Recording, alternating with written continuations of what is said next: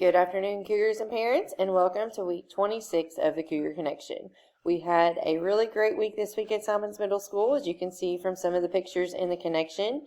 It was the first ever Mullet Math Monday, and we also presented Miss Brenda with an award to be our DJ Jazzy Cook on Friday trivia for the rest of the school year. So congratulations to Miss Brenda.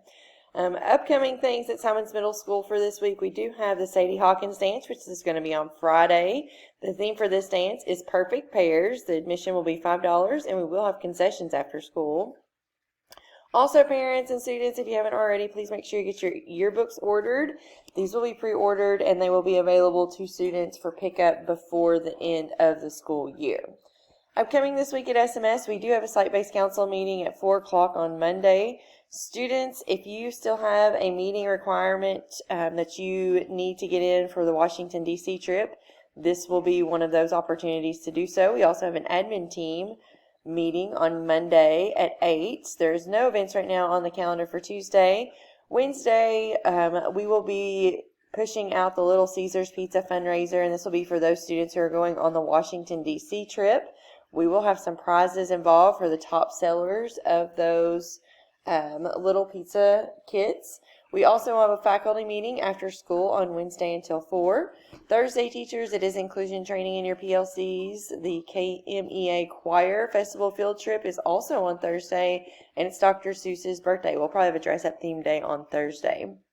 Friday is spring BPI check-ins. It's also Bring It Friday, as always, and there's a principal's meeting at Central Office that morning at 9 o'clock. We do want to take a moment and shout out to our advanced art students who attended the Taft Museum field trip. This is a field trip that was sponsored by NKCES. We did receive an arts grant for our students to be able to attend several field trips. We also received quite a bit of art supplies, and some incentives and some bonuses for our drama program through this grant.